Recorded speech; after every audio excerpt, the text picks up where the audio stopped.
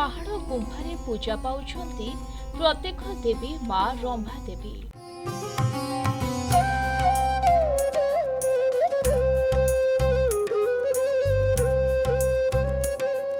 अंचलवासी विश्वास और आस्थार प्रतीक माँ। प्रत्येक वर्ष भली देवगढ़ जिलार वासुदेवपुर ठारे चलित वर्ष माँ रंभा देवी प्रसिद्ध यात्रा अनुष्ठित हो जाइछे। देवगढ़ जिला समेत मां दर्शन पाई राज्य तथा राज्य बाहर हजार हजार भक्तों समागम देखा मिली।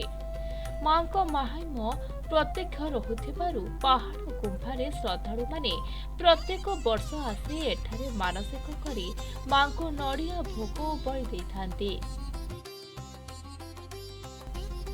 जंगल पहाड़ घेरा देवगढ़ जिलार तिलेईबणी ब्लॉक वासुदेवपुर गाँव में मां पीठस्थली रही।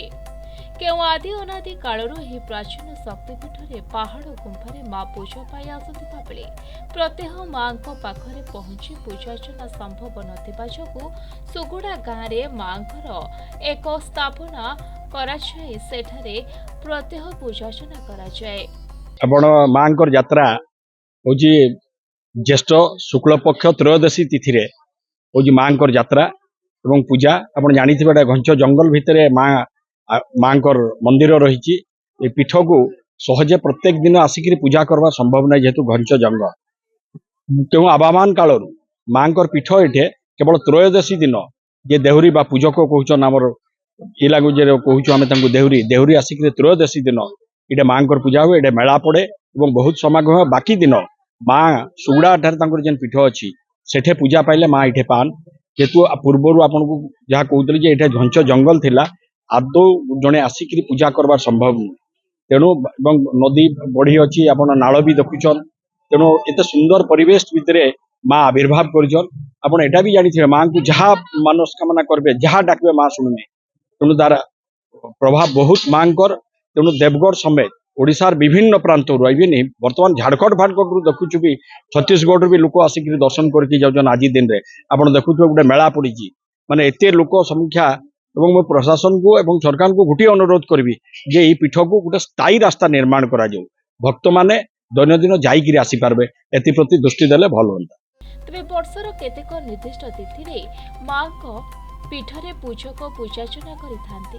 तेबे पूर्व प्रचलित परंपरा अनुसार ज्येष्ठ मास शुक्ल पक्ष त्रयोदशी तिथि मांकर प्रसिद्ध रंभा देवी यात्रा अनुष्ठित होइथाए।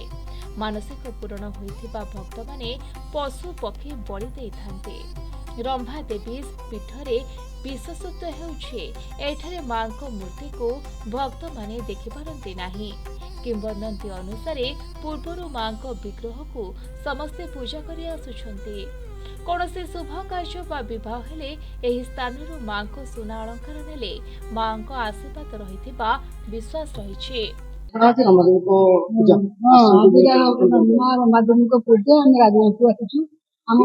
देवगढ़ से आम इष्ट देवता से बहुत प्रत्यक्ष जहाँ मानसिक कले जहाँ सब पूरण होती जहाँ कले बहुत भल लगे। बहुत लोग आसती बहुत आड़ू आसती बहुत जहाँ जी जमी मनस्कामना करके आसती समस्त मनस्कामना पूर्ण हुए। माँ बहुत प्रत्यक्ष देवी प्रति वर्ष आम आसू। तेबे विवाह सरिबा परे पुणे मांको ठारे सुनाणी फेराई थांती। हेले कालक्रमे किछि स्वार्थवादी लोके मांकर सुना अलंकार नै आउ फेराई नथिले। सेही दिन ठारू मांकर विग्रह सम्मुखरे एक बड़ पत्थर कबाट भली बंद होइछिबारु मांको आउ केही भक्त दर्शन करि पारु नाहंती। सेही कबाट पत्थर भली बंद पड़िथिबा आस्थार निकटरे समस्ते शून्य ठाकुरंको पूजा करि आसुछंती। विगत दिन में जितेबाला यही गाँव में शुभ कार्य हुए माँ स्वर्ण अलंकार आमर यही गाँववासी को दे था से बाहागर सरीगला पुणी आसिकिना से प्रत्यावर्तन करें सबु मांगलिक कार्यक्रम माँ आशीर्वाद थाए। माँ सुना गहना देना से बरकन्या को आशीर्वाद करती किंतु किछि स्वार्थ लोक मझे कौन कले ना माँ अलंकार नेले आउ फेरे नथिले दिन ठू यही कबाट पत्थर कबाट पड़गला किंतु माँ सदा सर्वदा पूजा पाई आपड़ देखिए ऊपर को गले गोटे पत्थर पणस अच्छी यही जगार ପଣସ ଯେତେବେଳେ ଫଳିବ ସେ ପ୍ରଥମେ ମାଙ୍କ ପାଖରେ ପଡିବ। ମୋର ପ୍ରପିତାମହ ରାମଦାସ ରାମଚନ୍ଦ୍ର ଦାସ ସେ ତାଙ୍କର ପଣସ ଏଇଠି ଗୋଟେ ଆମର ଦେଖିବେ ବୁରି ଅଛି, ଏଇଟା ଆମ ନିଜର ଜାଗା ଏବଂ ସେଇଠୁ ପଣସ ପ୍ରଥମେ ମାଙ୍କ ପାଖରେ ଲାଗିଲା ପରେ ଯାଇ ଅନ୍ୟ ଆଡେ ଯାଏ। ମାତ୍ର ଯେହେତୁ ଗୋଟେ ଚୋର ନେଇଗଲା ଏବଂ ସେଇ ପଥର ଏଠି ଆସିନା ଯେତେବେଳେ ପଣସ ଆସିନା ରହିଲା ସେ ପଥର ହେଇକିନା ରହିଯାଇଛି। ଆପଣ ଦେଖିବେ ପଣସର ଗୋଟେ ପଥର ଅଛି।